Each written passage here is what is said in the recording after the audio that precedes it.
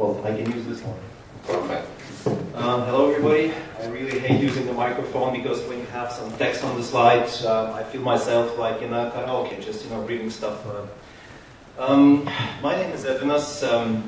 I work for Qualys, and today I will speak very little about Qualys, but will give you insight of how to actively reduce business risks by implementing vulnerability management process. So I will briefly speak about what risk management is about, then what vulnerability management, how vulnerability management fits into the process of overall risk management. And yes, I have a couple of slides about Qualys Guard and our software as a service model. A few things about Qualys. Qualys is the market leader of on-demand vulnerability management solutions. So thanks to provision, we've been promoting Qualys quite actively for already 2 years in provision, already have achieved quite good results. And in the end, we will speak about some questions and answers if you may have few. So before working for Qualys, I actually worked for a consulting company for my last 7 years of my career. And I was mainly involved in the risk management, risk assessment projects. I prepared 2 companies for ISO 27001 certification. And actually, to complete that, I had to learn a lot of standards, to get a lot of know-how, methodologies, how risks should be managed. And one of the best standards that really define the risk management process very easily and in a very understandable manner is, how strange it would sound, it's Australian and New Zealand standards, and it's now coming to an ISO standard. So basically why it's so easy to understand and why it's good to actually apply this standard in practice. It starts from establishing the context. Not all risks we're able to manage, right? You have to define a scope really precisely and concentrate only on your most critical infrastructure. So when you're speaking about other solutions like antivirus and other stuff, basically you just cover all infrastructure. When you speak about the risk management and you already start thinking about the investment that you have to make into securing your infrastructure, your most critical resources, you really have to concentrate on the most critical resources just to save money and save costs and make sure that investment really pays off. So afterwards you simply have to identify risk, analyze risk, evaluate risk, and in the end you will come into treating the risk. So what the hell you're going to do with the risk when you know it's there and you know you have to do something. So based on, well, I would say each best security management practices on the world, there are so-called, well, 3 classical and 2 new approaches to risk treatment techniques. Risk transference, risk acceptance or tolerance, and risk mitigations are the classic 3 usually applied. Now on the market we have 2 new approaches, risk avoidance and risk containment. And I will briefly describe each of them, and then we'll move to vulnerability management and where it really fits. Risk transference, well, it's very easy to understand if you take an example. If you just bought a brand new, well, Lexus, right, and you really think that there is a risk of theft or a risk of an accident, you simply buy insurance, right? So you cover the risk by transferring the financial risk to your insurer. Risk acceptance and tolerance.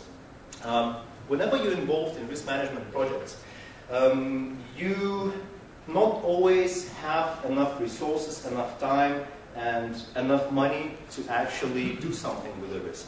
So this is the decision of management where you have to accept some risk and tell, okay, we're fine, we know the risk, but at current moment in time, we cannot do anything without.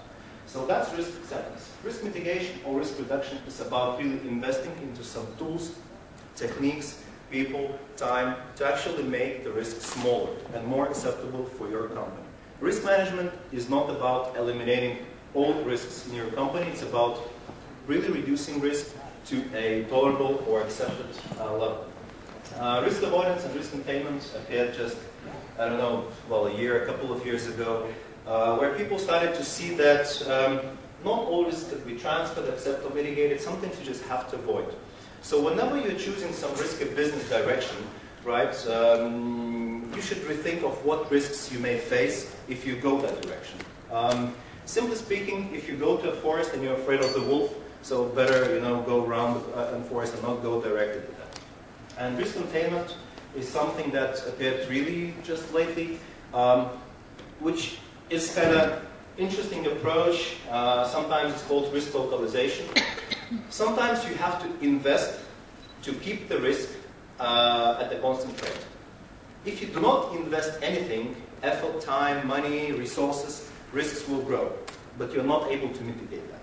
So these are like 5 approaches, and really vulnerability management as a discipline or as a process is, I'm not sure if that works right, is part of risk mitigation and risk reduction part. Why? If you take a look at what the risk really is, right, and try to define that mathematically, or try to, well, this information is taken from one of the most popular British risk management methodologies. So basically, level of risk is defined by 3 factors, right? So if you plan to implement any security measures in your company, you should actually draw that kind of volume and see how would that affect all these 3 factors, right? So the first factor is so-called the business impact or criticality of your resources. The more critical assets you have, the bigger risk you will get. So if you have, I don't know, if you're from banking, if you're from utility or from telco sector, we have really critical systems like core banking, e-banking, billing systems, CRM systems that you need to secure. So the more critical they are, the more they influence the overall risk. The second factor is actually the level of threat. The threat is the likelihood of something bad happening to your infrastructure. So what's the likelihood that some hacker will try to steal your data? What's the likelihood of some competitor trying to steal your data, right? Or some insider trying to do something bad for your company. So this is just the chance that something bad will happen. And the third factor is the level of vulnerability, which defines how resilient your infrastructure would be in case something bad happens, right? So if you have some bad person trying to steal the data from you, getting an access, trying to make your resources unavailable, right? What's the likelihood that you will succeed? What's the how resilient, how resistant your infrastructure will be? So everybody, I guess, knows good mathematics and geometry and stereometrics. So how to reduce the volume of the risk? It's very simple. You have to work with at least one of these factors. And on the market, there are again like 5 different methods of reducing the risk. So when you do risk management projects or risk assessment projects, you would end up with a lot of cubicles for each critical asset or for each group of critical assets. And you would then start thinking, okay, if I'm making the investment into the security of my infrastructure, right, what would be the most effective means? And surprise or not, the most effective way to reduce the risk, based on, again, standards and best risk management practices, is reduction of threats, right? Now I'll speak about each of them, and we'll speak what could be applied and where you would face real big issues if you try to work on that factor, and why. So, risk reduction, most effective. My question to you is, are you able to prevent hackers from trying to hack your systems? Are you able to influence your competition not to try to steal the data, steal your customer data from you? No. Can you really make sure that no insider will ever think of selling your data outside? You can hardly do that, because threats, they're usually beyond your level of reach, beyond the level of your influence, right? So if we're trying to, you cannot kill all the hackers. You cannot hire all of them just pretending that, assuming that if they work for your company that they will not hack your systems, right?